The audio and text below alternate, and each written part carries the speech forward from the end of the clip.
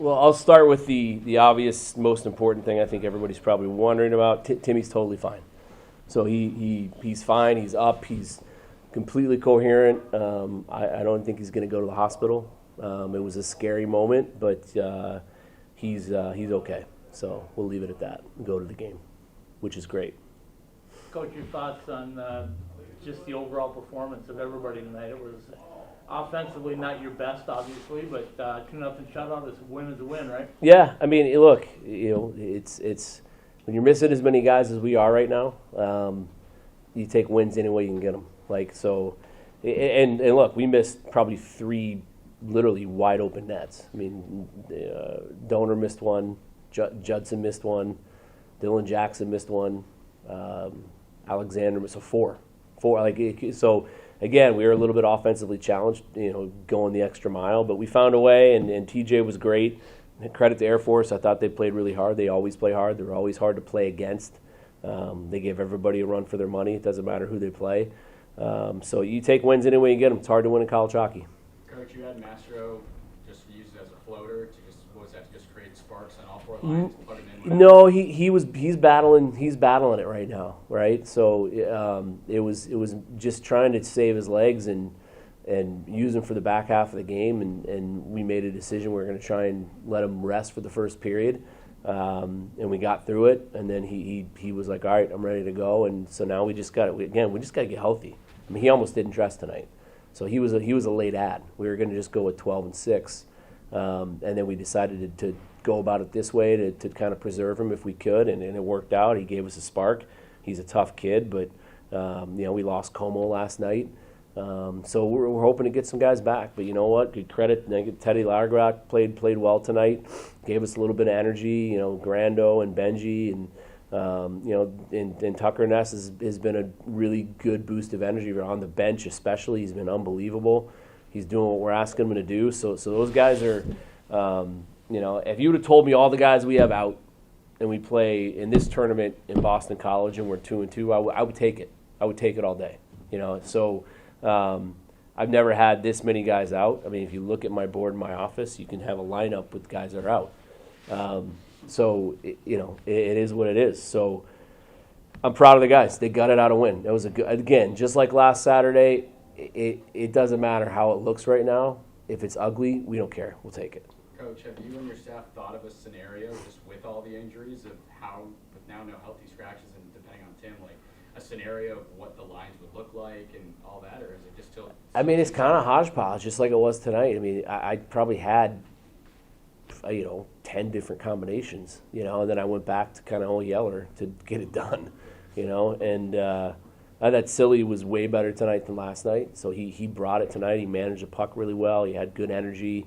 He was really good for us. So, it was a lot of combos out there. It was just who was up, who was fresh, situational, where the draw was, all that stuff, and the guys got it done. They really did. I'm really proud of our team.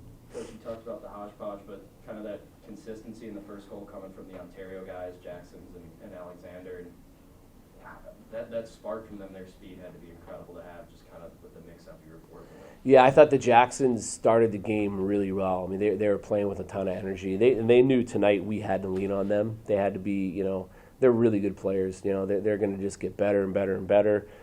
They probably went into college hockey too soon. I think they'd be the first to say that when they went to Northeastern. And so, you're almost, you could easily say they should be freshmen this year, really, and they're sophomores because they're going to be with us for 3 years. So, they had a good game. They gave us a lot of energy. They were moving tonight. They were definitely skating hard, and it was nice to see them get rewarded and get on the score sheet with Ryan.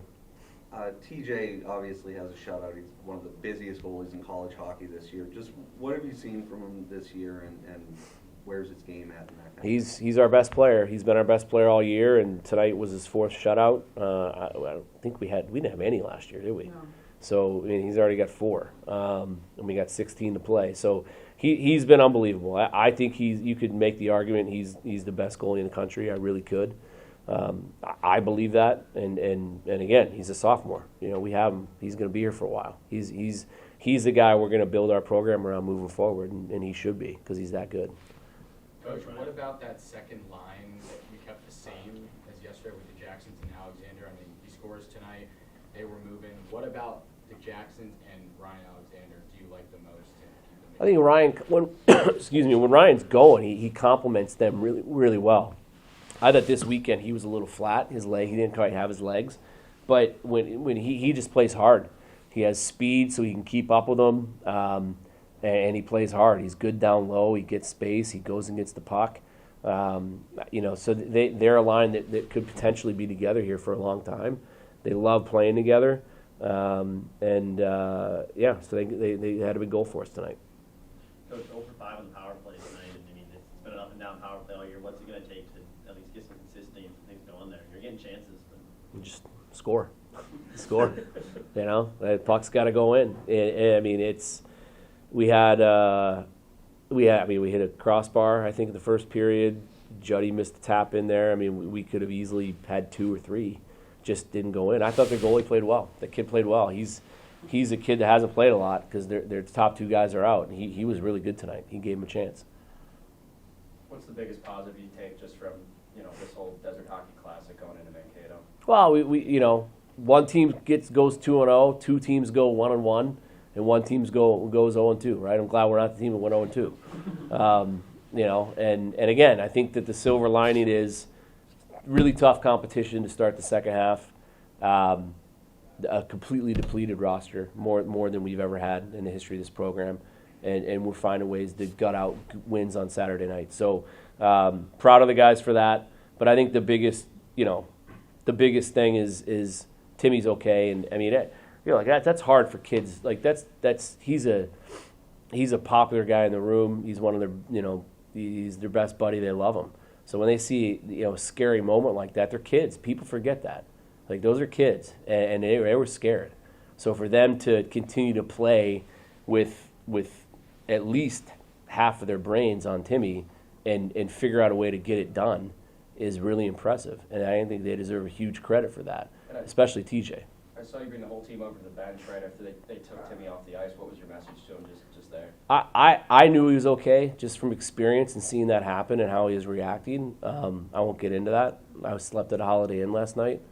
But you guys don't get that joke? I got it. Geez, I thought that was pretty good. I didn't get a laugh.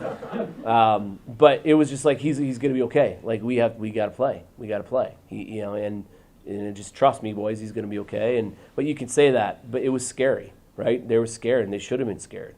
And Parker, on their team was devastated. And he did. It wasn't a dirty hit. It wasn't a dirty hit, and I went right to the locker room and made sure he knew that because he was scared because it was a scary moment. Coach, during the game, I know you just said that he's going to be okay, but in real time, you were up on the bench and kind of talking to people through the glass. Did you get an update in real time that he was going to be okay? No, I just motioned to my wife to go down. If he was going to go to the hospital, I wanted her to go with him because, Timmy doesn't have family here.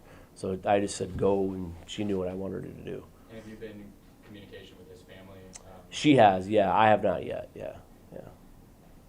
I have one more, sorry Yeah. to keep it going. But you're the first guy to say net front presence and all that, but night and day difference between yesterday and today.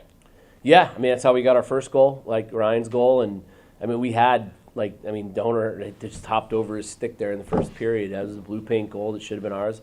And I thought we did a good job defending our net front. TJ made a lot of good saves, but they didn't have any real, they had a couple grade A's, but for the most part, we kept him to the outside, and he played a really controlled game. He controlled everything. He was in complete control from the start to finish, and that's when he's at his best.